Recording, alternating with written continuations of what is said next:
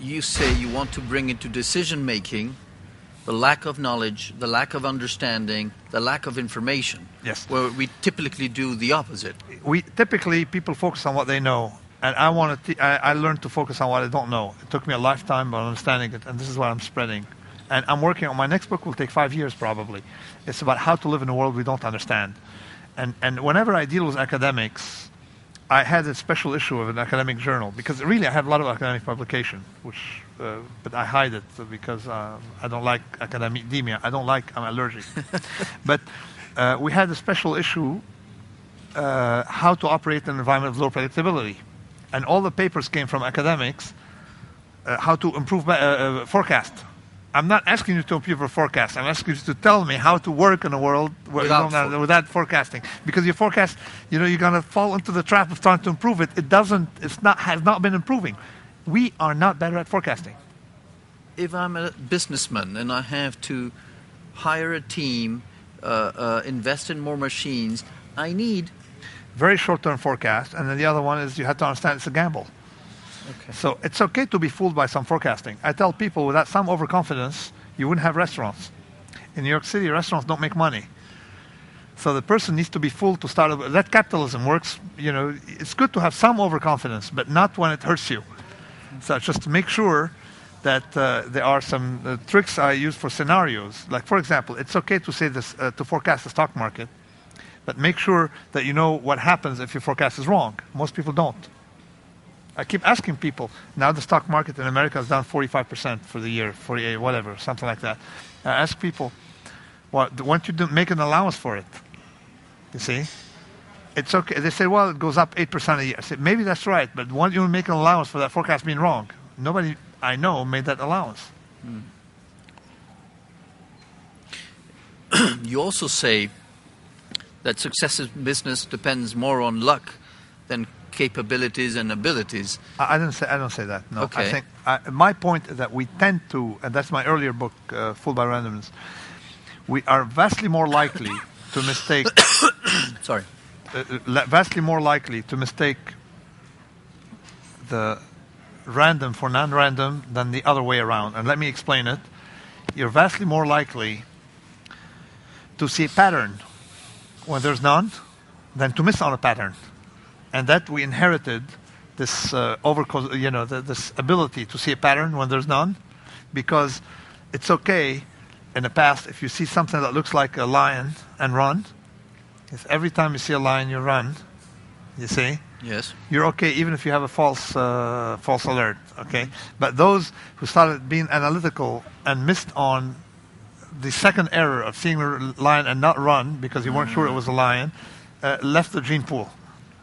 Okay. So our survival depended on this seeing patterns when there's none. Because you can't miss on the second error of not seeing a pattern. And some people explain it. They say it's much better to mistake a stone for a bear than a bear for a stone. Okay. You see, because if you mistake a bear for a stone, you're going to end up in the stomach of a bear.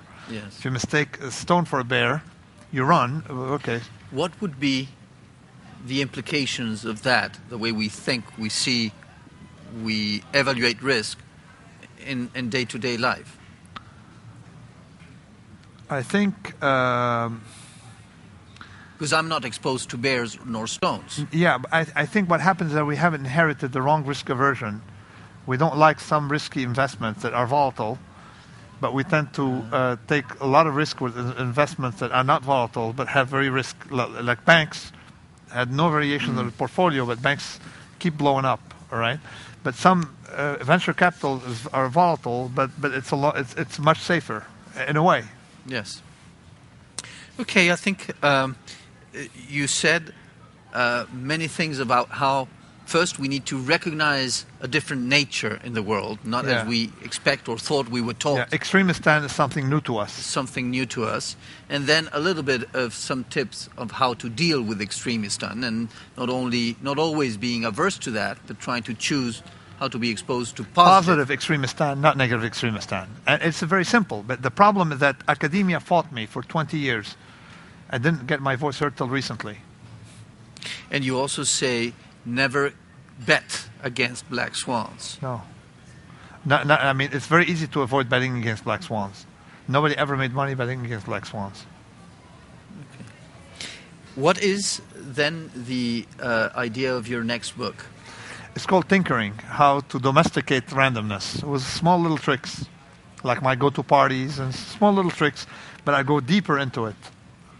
And I go into the core nature of the knowledge and see how Western civilization was degraded markedly since the Enlightenment. Our knowledge has worked very well in physics, but has not worked in a lot of areas. How we tend to learn by accident and then discover the story, but we still go to school thinking we're going to learn how to understand something. That's what the illusion of design. Okay. You see, like for example, medicine is a great history where almost, except for AIDS drugs, we never discovered anything. We went from theory to practice. So always tinkering, you discover things. But except outside of physics and some application, most of everything we discover, we're good at knowing if B is better than A. But we're not aggressive enough on it. So I want to make a general philosophy of how to live in a world we don't understand. A through Z, and I'm working on it. I'm thinking of nothing else. I eat thinking about it. I'm talking to you thinking about it now. Okay. And that's I want to stand every Western thinking on its head since the Enlightenment. By the way, the Romans were a lot smarter. Why? They did not like theories. The Romans did not like philosophy, did not like theories. They liked tricks. It was all corrupted. Guess by whom? By whom? By the Greek thought that was brought into Europe by the Arabs. Wow. The top-down thinking. Top-down versus bottom-up. We'll see then the implications of that thinking in your next book. We're looking forward to that. It's going to take a while. And in the meanwhile, we'll try to learn how to make money and deal with Extremistan. Avoid losing money. It's more important than try to make money. Okay. Well, I'll try to learn it then. Thank you very much, Nassim, for being with us. Thank you. Thank you to all of you for being with Management TV. See you soon.